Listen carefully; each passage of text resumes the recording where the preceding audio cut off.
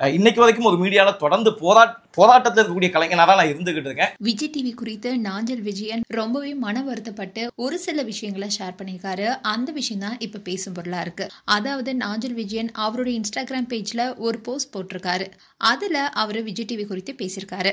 அதுல அவர் என்ன சொல்லியிருக்காருன்னா, hello mister Vijay TV social media admin, நான் கடந்த 15 வருஷமாவே விஜய் டிவில பல்வேறு நிகழ்ச்சியில நடிச்சிட்டு வரேன். யாருமே போட தயங்கக்கூடிய பெண் படத்தையும் நான் துணிச்சலா போட்டு மக்களை மகிழ்வித்துட்டு வரேன். நம்ம விஜய் தொலைக்காட்சியில பணிபுரியக்கூடிய சில கலைஞர்களுக்கு கடந்த வாரம் பிறந்தநாள் வாழ்த்த நம்மளுடைய விஜய் டிவி சோசியல் மீடியா மூலமா தெரிவிச்சாங்க. அதுல எனக்கு எந்த வருத்தமும் இல்லை. அவங்களுக்கு என்னுடைய மனமார்ந்த வாழ்த்துக்களும் கூட.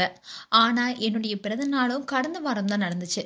ஆனா எனக்கு ஒரு வாழ்த்து கூட நீங்க சொல்லல. மறந்துட்டீங்களா இல்ல வேண்டான்னு ஒதுக்கிட்டீங்களா? அந்த காலத்துல ஒருத்தர் செய்யற தொழிலை வச்சுதான் உயர் ஜாதி கீழ் ஜாதின்னு பிரிச்சிருப்பாங்க. இப்போ நீங்க செய்வதும் கிட்டத்தட்ட அதே மாதிரிதான் இருக்கு. தொலைக்காட்சியில உச்ச புகழ் பெற்ற கலைஞர்களை உயர் ஜாதியாகவும் என்ன போல ஒரு அங்கீகாரம் கிடைக்காதான்னு போராடிட்டு இருக்க கலைஞர்களை நீங்க கீழ் ஜாதியா பாக்குறீங்களோன்னு வருத்தமா எனக்கு இருக்கு.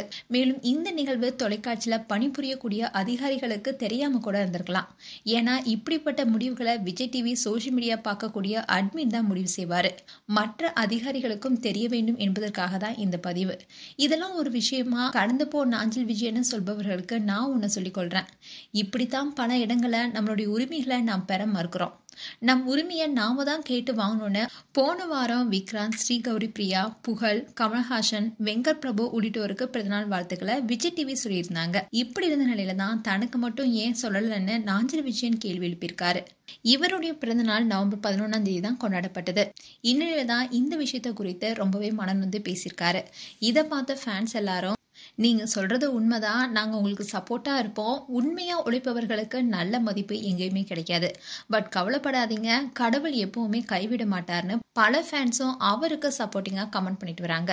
மேலும் நாஞ்சில் விஜயன் குறித்து உங்களுடைய கருத்துக்களை கமெண்ட் செக்ஷன் சொல்லுங்க. இது போன்ற வீடியோஸை பார்க்க நியூஸ் தமிழ் கிளிட்ஸ் சேனலை சப்ஸ்கிரைப் பண்ணுங்க. மறக்காம நோட்டிபிகேஷன் பட்டனை கிளிக் பண்ணுங்க.